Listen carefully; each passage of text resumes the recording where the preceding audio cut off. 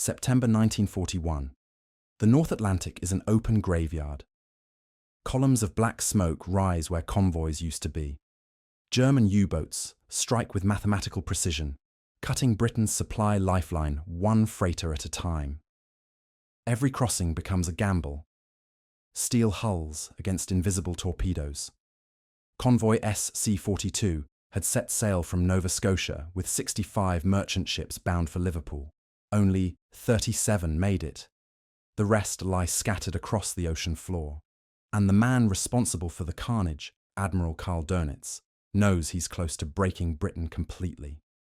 His submarines operate out of newly captured bases along the French coast. They can reach convoy routes faster, stay longer, and strike deeper into the Atlantic. By autumn 1941, Britain's merchant fleet has lost over 3 million tons of shipping in less than a year.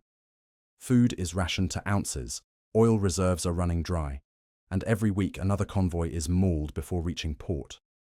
The Royal Navy is throwing everything it has into anti-submarine warfare: sonar, depth charges, escort destroyers, air patrols. But none of it is enough. Then something strange happens. Allied radar stations begin reporting ghost readings. Faint echoes of ships where no ships exist. Pilots flying coastal patrols swear they've seen vessels appear and vanish like mirages. Submarine lookouts report torpedoing targets that never explode. It sounds impossible. Until a British merchant captain files an after-action report describing how one of his ships simply disappeared in broad daylight from less than a mile away. The ship hadn't sunk. It was still there. But for several seconds it had become invisible against the horizon. That report lands on the desk of a naval engineer named Geoffrey Pike. Pike isn't a typical Royal Navy officer. He's a civilian engineer, eccentric even by wartime standards. The Admiralty had recruited him for the same reason it recruited so many unconventional minds during the crisis years: desperation. Britain needed ideas that traditional naval thinking couldn't supply. Pike's file reads like a contradiction. No formal engineering degree, but a mind that leaps 3 steps ahead of everyone else. Before the war, he'd designed experimental vehicles for Arctic operations and proposed bizarre floating airfields made of ice. Now, in 1941, he's attached to a secret branch of the Admiralty that deals with unorthodox maritime defence concepts. The Admiralty doesn't yet know what to make of him, but Pike is about to change how the Royal Navy thinks about survival at sea. The idea he's obsessed with seems ridiculous, even by his standards: to make ships invisible, not through camouflage paint or smoke screens, but through manipulation of light itself. Pike had been studying a report from the Royal Navy's scientific branch about visual detection at sea. In those days, radar coverage was incomplete, especially at low altitudes. Submarines and aircraft still relied heavily on their eyes. A U-boat commander scanning through a periscope judged targets by contrast: the dark outline of a ship against the bright sky or the glittering sea. If that contrast could be broken, the ship would effectively disappear. Pike's attention turns to a Canadian engineer named Edmund Godfrey Burr, who's been experimenting with optical illusions on naval vessels. Burr's team, working out of a small workshop in Portsmouth, had been inspired by something as simple as sunlight reflecting off the sea. On certain days, under certain conditions, the horizon seems to vanish. Objects blend into the haze. Burr believes that effect could be replicated, engineered, across a ship's hull using reflected light. His concept is simple on paper, impossible in practice. Coat ships with panels that reflect and refract light in such a way that they merge with the background. Not mirrors, which would flash and give away positions, but curved surfaces and translucent coatings that scatter light just enough to dissolve the ship's outline. The first tests take place at Portsmouth Dockyard in late 1941. A small coastal trawler, the HMT Elgin, is fitted with sections of Burr's diffuse reflection material, panels coated with a mixture of reflective paint and glass microspheres. When viewed from a distance under overcast light, the panels almost perfectly match the colour of the sky and sea. From a mile away, the ship seems to fade into the background. To the human eye, It isn't invisibility, it's deception. The ship is still there, but it looks like empty air. The effect stuns observers. Naval officers watching through binoculars can barely make out the vessel's bow. Under certain lighting conditions, even the ship's wake seems disconnected, as if coming from nothing. Burr calls the concept diffused light camouflage. His colleagues give it a simpler, more fitting name, Project Lucid. But making one trawler invisible under controlled conditions is one thing. Making a full-size convoy vanish under combat conditions is another. The North Atlantic isn't a laboratory, it's chaos. Fog, sun glare, snow squalls, and black water distort everything. Still, the Admiralty can't ignore the potential. In early 1942, they greenlight a broader experiment, testing the technique on an actual convoy route. The ship chosen is the SS Empire Tide, a 7,000-ton cargo vessel preparing to sail from Glasgow to Halifax. Over 3 weeks, technicians apply reflective coatings mixed with silica powder across its upper hull and superstructure. The colour isn't uniform. It shifts from grey-blue near the waterline to pale silver near the deck. The goal is to match the average horizon gradient observed in North Atlantic light conditions. The results are unsettling. From the air, the ship becomes nearly impossible to see beyond 2 miles. U-boat reconnaissance aircraft flying patrols over the Firth of Clyde fail to spot her until they're directly overhead. From sea level, the ship's silhouette melts into the haze. The Admiralty's report describes it in clinical language. Observation trials confirm significant reduction in visual detectability under clouded sky conditions. Ship remains observable by wake and mast movement only. The effect isn't perfect, but it's enough to confuse enemy lookouts and delay targeting. That delay, even seconds, could mean the difference between life and death for convoy ships. Pike sees in Burr's work a solution far larger than camouflage. He begins proposing refinements. Active illumination, where low-powered lamps on the hull emit faint light to match the surrounding brightness. It's an idea borrowed from biology, from squid and fish that glow faintly to blend with ocean light. Pike calls it counter-illumination. To the Admiralty's scientists, it's madness. To Pike, it's physics. He explains the principle simply. A ship is visible because it is darker than the horizon. Make it as bright as the horizon, and it ceases to exist. By late 1942, experimental counter-illumination systems are fitted to small coastal craft at Portsmouth. The devices, rows of dim blue lights wired along the hull, automatically adjust brightness using photoelectric sensors.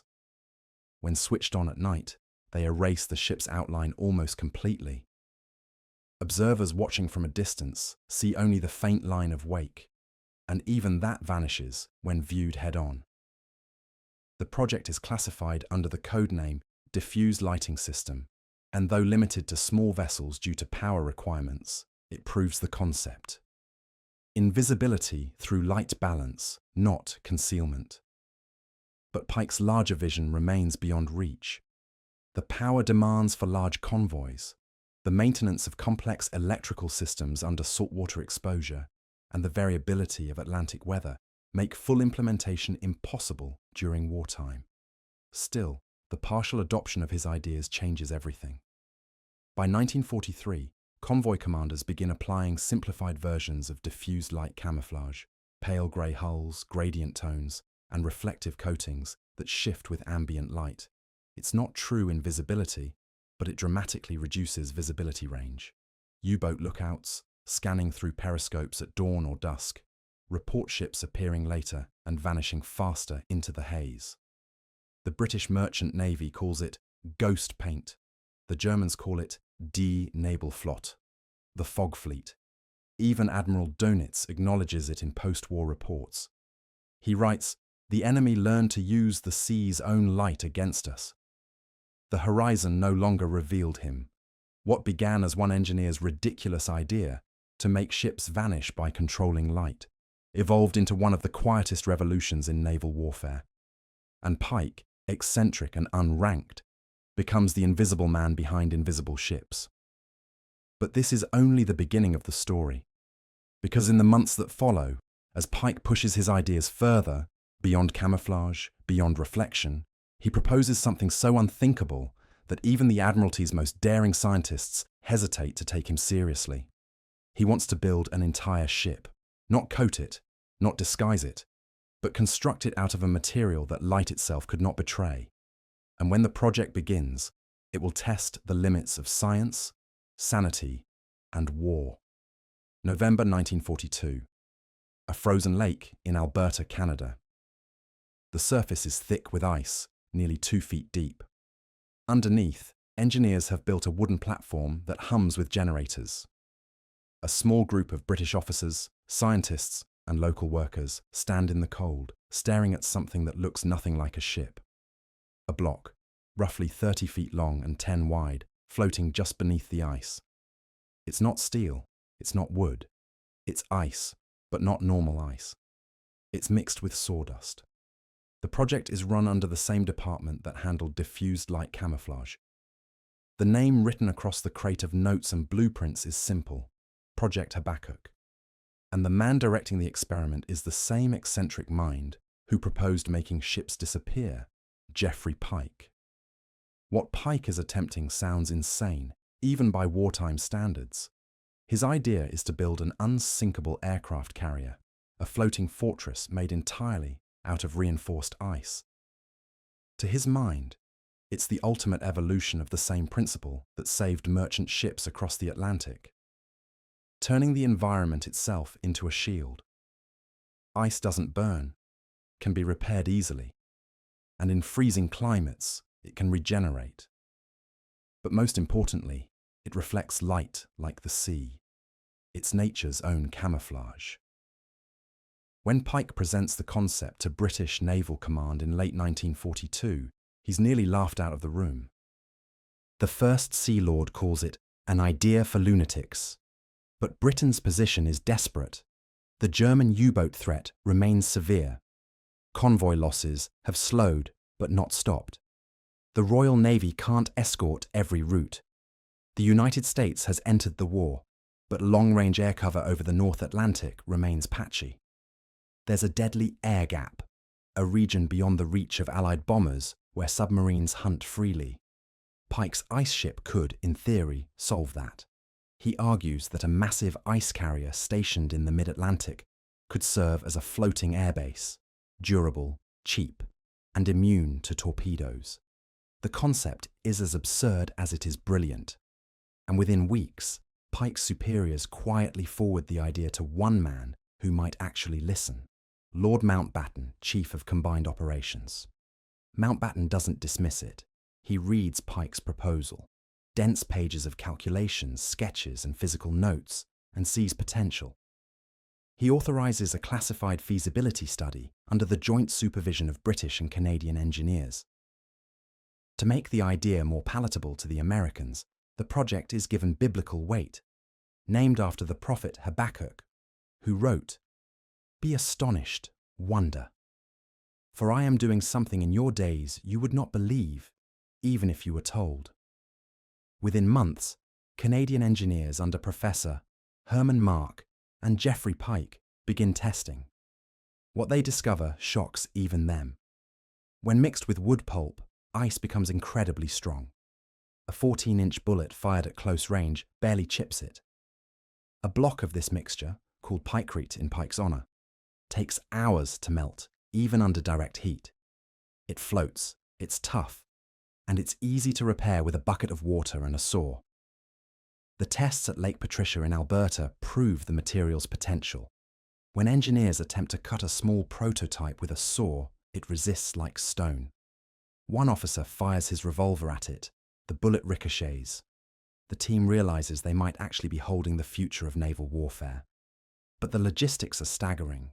To build a full-sized aircraft carrier out of pikecrete would require over 300,000 tons of ice, cooled constantly by an internal refrigeration system, with a length of 2,000 feet and a displacement larger than the biggest battleships afloat. Still, for a brief moment, the impossible seems possible. By early 1943, blueprints for the first prototype are drafted. The vessel would carry 40 aircraft, have 12-foot thick hull walls, and be nearly immune to torpedoes.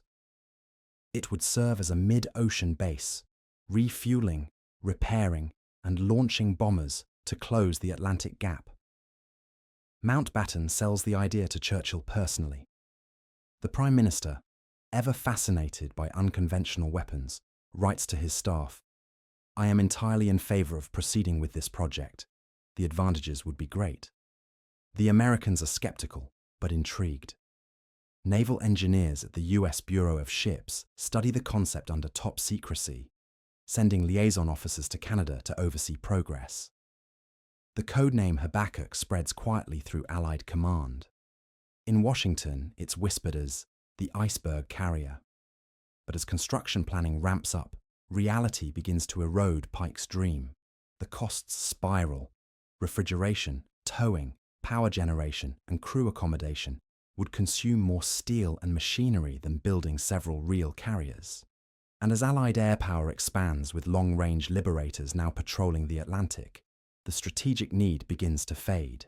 Still, the tests continue, and the small floating block on Lake Patricia remains the most improbable proof of concept in wartime history. Even as the project is shelved, Pike's influence doesn't vanish. His earlier work, on optical camouflage and light reflection, feeds directly into post-war developments in naval stealth and radar cross-section reduction. But for Pike himself, it's a personal defeat. His obsession with unorthodox ideas, his refusal to follow procedure, and his disregard for military hierarchy isolate him. By 1944, he's quietly removed from most official projects. The Admiralty labels him a brilliant liability. Yet what history often forgets is that Pike's vision, to make ships invisible, unsinkable, or both, reshaped how modern navies thought about survival. He didn't build an ice carrier, but his work led directly to the ghost fleets that crossed the Atlantic unseen, and later to research in radar-absorbing coatings. His ridiculous ideas became the foundation for decades of innovation. The experiments at Lake Patricia would eventually melt back into the water. The last remains of the frozen prototype still lie there, beneath the surface, preserved by the cold. For decades, locals whispered about the ship under the lake, unsure if it was myth or history, but it was real. And it all began with one man's refusal to accept the visible world as permanent. By 1943, the war had reached a stage where deception became as valuable as firepower. Every side was learning that how something looked could matter more than what it was. And Pike's ideas, once considered eccentric, had quietly laid the groundwork for one of the most ambitious military deception programs in history. The British called it Visual Deception Operations. The Americans would later give it a more fitting nickname, the Ghost Army. It began with a simple observation. Allied planners realized that after years of constant fighting, the Germans had become experts at reading the battlefield. A tank column, a row of tents, even the spacing between tire tracks told intelligence officers exactly what kind of unit they were looking at. It wasn't enough anymore to hide. The trick was to be seen, but seen as something else entirely. At first, these were small, local experiments. Units along the North African front used painted nets and inflated shapes to disguise fuel dumps and airstrips. But as the Allies prepared for a return to mainland Europe, camouflage and illusion became a full-scale industry. Entire teams of artists, engineers, and electricians were pulled from universities and design studios and brought into uniform. Their mission wasn't to shoot or bomb, it was to make the enemy believe what wasn't there. The Americans formed the 23rd Headquarters Special Troops in early 1944. On paper, it was a standard combat unit. In reality, it was an army of illusionists, about 1,100 men armed not with rifles, but with sound equipment, inflatable tanks, and paintbrushes. They studied Pike's light diffusion principles, his work on visual distortion, and the concept of controlled reflectivity. The same techniques once meant to hide ships were now being adapted to disguise entire divisions on land. The group's methods were built on three pillars: visual deception, sonic deception, and radio deception. For the visual side, engineers developed inflatable Sherman tanks made from rubberized canvas. They could be unpacked, inflated, and positioned in less than half an hour. From a distance through field binoculars or aerial photos, they looked entirely real. Alongside them, trucks carried lightweight wooden artillery, fake aircraft, and imitation supply depots. Paint crews were trained to mimic tire marks, shadows, and oil stains, details that convinced enemy reconnaissance analysts that a full armored division had moved into the area. At night, the deception deepened. Pike's concept of counter-illumination found a second life. Teams used low-intensity lamps and flickering light generators to simulate activity. Convoy headlights moving along roads that led nowhere, campfires that glowed where no soldiers slept. It wasn't invisibility anymore. It was the weaponization of visibility. The sonic engineers added another layer. Working with specialists from Bell Labs, they recorded the sounds of tanks, trucks, and artillery being loaded and fired. The recordings were played through massive speakers, capable of projecting sound for miles. The system, codenamed Blarney, could make a small unit sound like an entire army. Combined with the fake lights and props, it created a convincing illusion of strength where there was none. Every operation had to be perfect. Even a misplaced tent or wrong pattern of tracks could expose the ruse. So the unit practiced constantly, moving fake convoys, staging mock artillery emplacements, and synchronizing light and sound with military precision. When the deception was executed correctly, enemy aerial scouts would report seeing full armored brigades massing for attack. In reality, the nearest real tank might be 50 miles away. The first real test came after the Normandy landings. As Allied forces pushed inland, German intelligence struggled to determine where the next major attack would occur. The 23rd Headquarters was deployed near the front lines, simulating the presence of the 2nd Armored Division.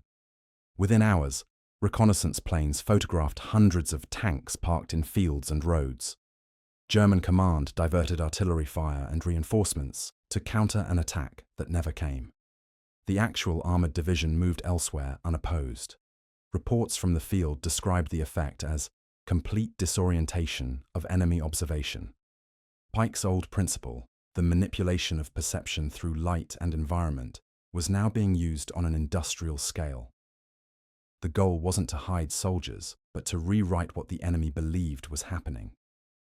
In the months that followed, the Ghost Army conducted over 20 major deceptions across France, Luxembourg, and Germany. They simulated entire corps movements, built fake bridges, and even broadcast counterfeit radio chatter to convince German interceptors that whole divisions were relocating. At times, small groups of men carried the burden of representing 30,000 troops. The risks were enormous. The deception units operated close to the front, often within artillery range. They had to sound and look like real soldiers, because if the illusion failed, they'd be the first ones hit. But the results justified the danger. Intelligence reports later confirmed that several German counterattacks were misdirected because of their operations. Entire sectors of the Western Front were left vulnerable because the enemy was fighting phantoms. The British had their own specialists. The Royal Engineers Camouflage Division had been perfecting the art of illusion since North Africa. They used the same logic that Pike applied to his reflective ships, matching colour, contrast, and light to distort shape. In Egypt, they had once disguised a whole airfield as a stretch of desert while hiding a real one nearby. During preparations for D-Day, their experience merged with American innovation. The combination of camouflage, reflection, and light manipulation created deceptions so convincing that even Allied pilots occasionally mistook the fakes for real installations. These operations reached their peak in late 1944, during the crossing of the Rhine. The Ghost Army staged a complete phantom crossing near the town of Wesel, using rubber landing craft, fake artillery flashes, and pre-recorded engine noises. The Germans, expecting an assault there, repositioned their defences. The real crossing took place miles away, under minimal resistance. It was deception as a form of protection. the same core idea that started years earlier on the Atlantic. What began as Pike's attempt to hide ships had evolved into a military philosophy: survival through manipulation of perception. Even after the war ended, the true scale of these operations remained secret for decades. The men involved weren't allowed to talk. Their work was classified until the 1990s. Many of them returned to civilian life as artists, engineers, and designers. Few received recognition for what they had done, but military historians later traced the origins of their techniques, and nearly all paths led back to the same set of wartime experiments: the optical camouflage of Project Lucid, the light-bending theories of Jeffrey Pike, and the reflection tests on the North Atlantic. The same logic that once made a ship vanish into fog had now fooled an entire army. The line between science and illusion had blurred completely. By 1945, with victory in Europe approaching, deception had become one of the most refined weapons of the Allied arsenal. The world had entered a new era of warfare, one where light, sound, and perception could alter reality itself. And in the years that followed, as nations turned from conventional conflict to Cold War secrecy, those same ideas would resurface again, not on the seas, not on the battlefield, but in laboratories and research centers trying to build the ultimate continuation of Pike's dream: machines that could not be seen at all. Part 4 would trace how those wartime illusions gave birth to modern stealth, when radar replaced the human eye, and the race to become invisible began again. The post-war world was a different kind of battlefield. The Axis powers were defeated, but the instruments of war had only grown more sophisticated. For decades, Pike's vision of manipulating perception, once confined to paint, mirrors, and ice, would evolve into something far more abstract: the war against detection itself. Radar changed everything. No longer did a ship, tank, or airplane need to be invisible only to the human eye. Electromagnetic waves could now see in ways humans could not. Every shape, every angle, every surface reflected energy back to receivers. Suddenly, Pike's early work on light manipulation had a conceptual successor. Controlling how objects reflected energy, whether light, sound, or radio waves. His principle remained the same: survival through perception, but the medium had shifted. In the late 1940s, as the United States Air Force and the Navy began exploring jet aircraft and nuclear-capable bombers, engineers faced a pressing problem. Radar systems had become the eyes of national defense. A fast bomber could cross continents in hours, but if it was picked up on enemy radar hundreds of miles away, it could be intercepted and destroyed. Traditional camouflage was irrelevant. The battlefield was no longer terrain and sky.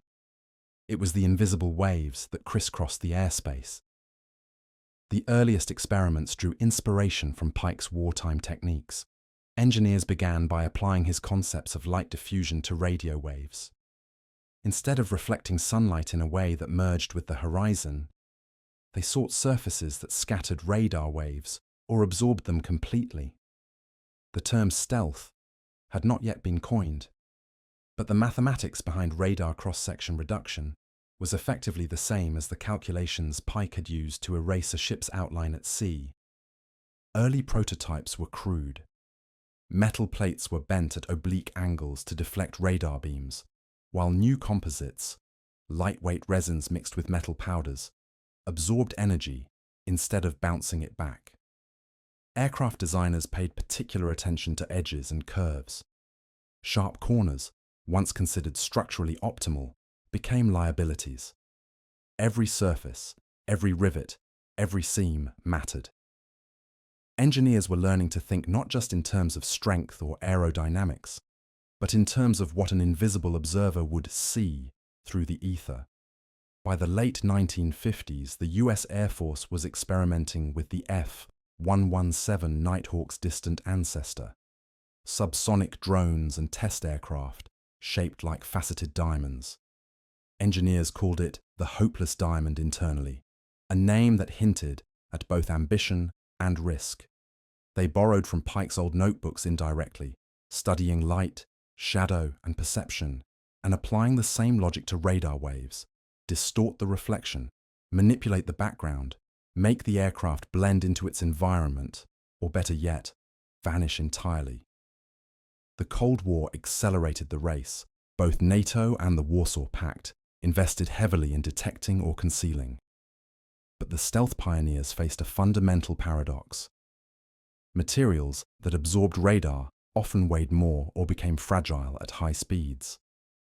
Shapes that minimized radar signature might compromise lift or stability. It was a constant balancing act between physics, engineering, and imagination, the same balance Pike had once sought when mixing ice and wood pulp in Canada. By the 1970s, true stealth began to emerge. The concept of radar-absorbent material matured. Engineers created coatings that could trap incoming radar waves, dissipate them as heat, and leave almost no return signal. Aircraft like the F-117 incorporated both these materials and precise angular designs to create an almost invisible presence in the sky. Pilots were no longer relying on invisibility to the eye, they were depending on invisibility to the mind of the enemy, filtered through radar screens. But even as materials and shapes evolved, Pike's foundational principle endured. Perception could be engineered. Today, modern stealth aircraft are nearly invisible on radar, but they remain highly visible in other ways: thermal signature, sound, and even satellite observation. Engineers have layered additional systems, heat sinks, active cooling, and even shape-shifting surfaces to manipulate these signatures, echoing the same counter-illumination ideas Pike experimented with decades earlier on ships. Naval stealth followed a parallel path. Submarines and destroyers were redesigned to reduce sonar reflections. Hulls were coated with rubber tiles that absorbed sound, while propellers were engineered to minimize cavitation noise. Even in water, the principle was the same: survival through the control of perception. Pike's legacy had moved from light to sound to radio waves. The enemy's ability to see was now the most critical vulnerability. In more recent decades, the same logic has extended to space.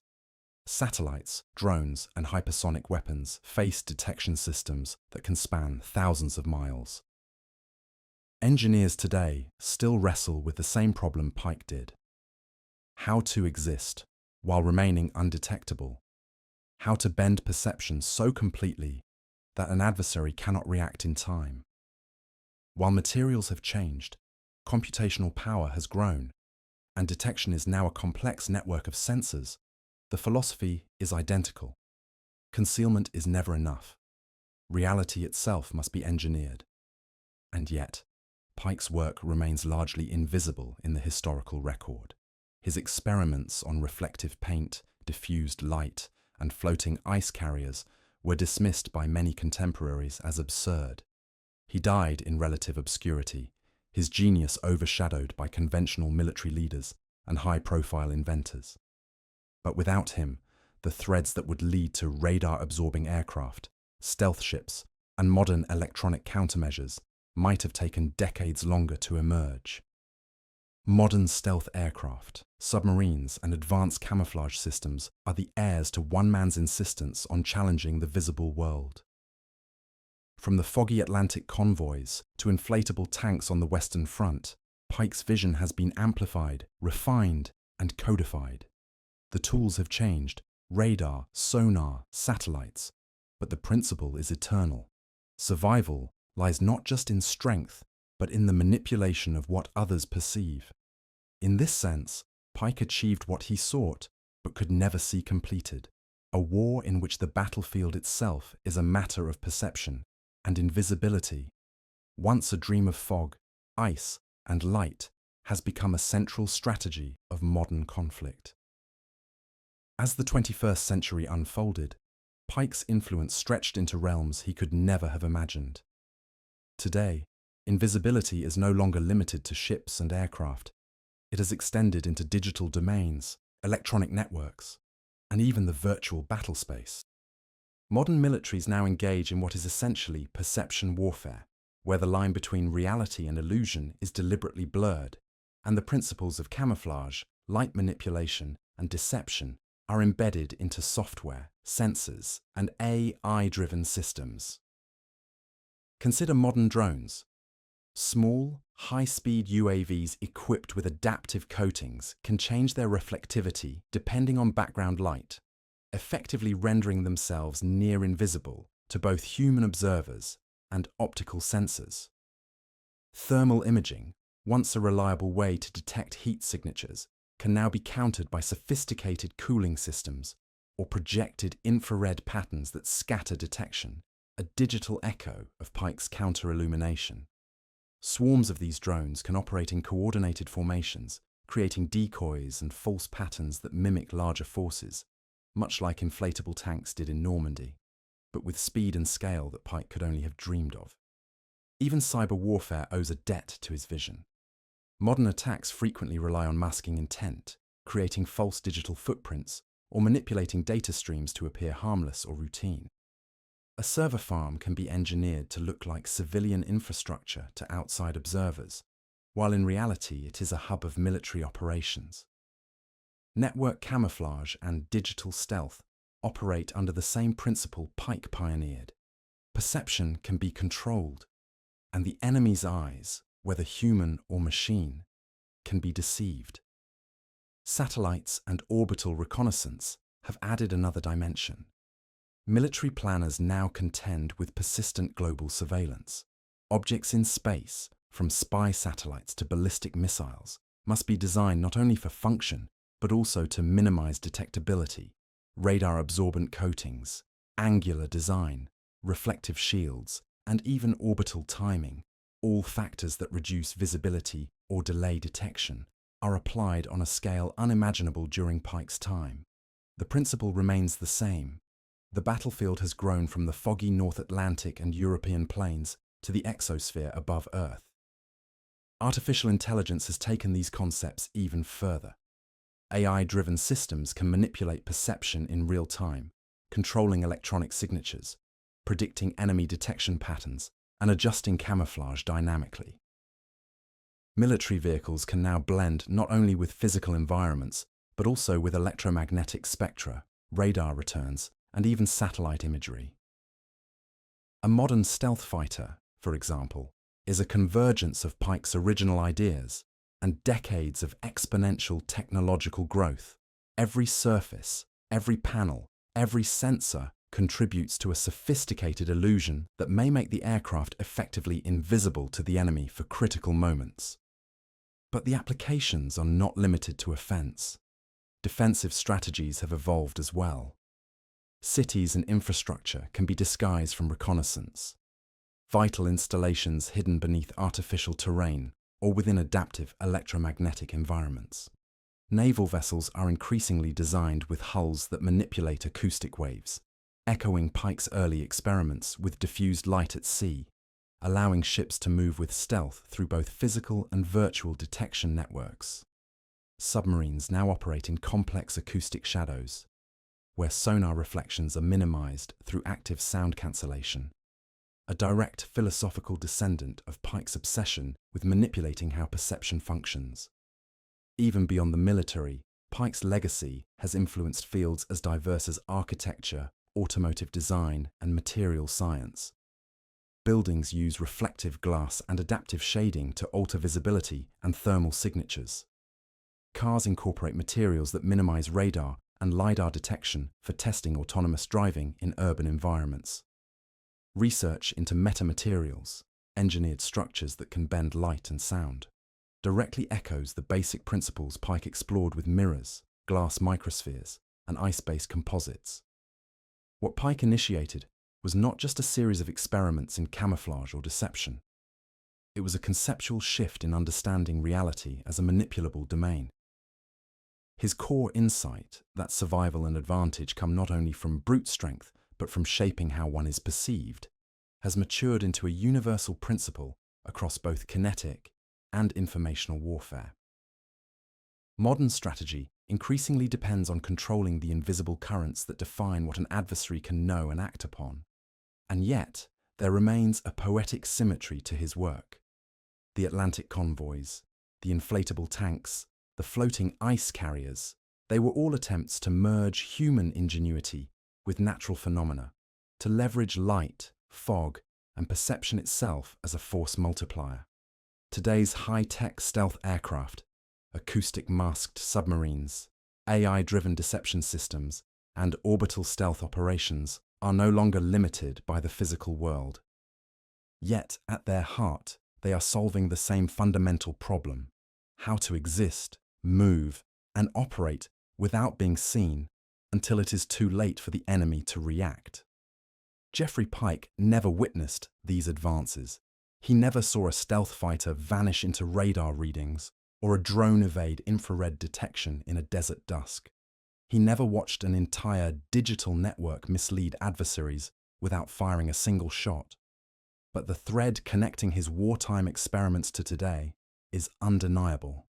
From diffused light camouflage on merchant ships to counter-illumination lamps, from inflatable tanks to AI-driven perception warfare, Pike's vision has endured, evolved, and expanded far beyond the boundaries of conventional imagination.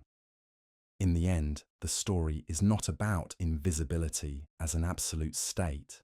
It never was. It is about the mastery of perception, the relentless pursuit of altering how the world interprets presence and threat. From foggy seas to orbiting satellites, from ice carriers to digital battlefields, Pike's influence is woven into the very fabric of modern warfare.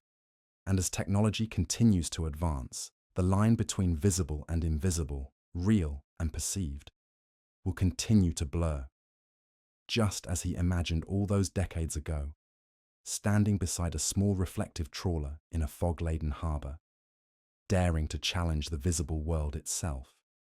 The legacy of Geoffrey Pike is proof that one man's ridiculous ideas can ripple through history, transforming not only the instruments of war, but the very way humans understand the act of seeing and being seen.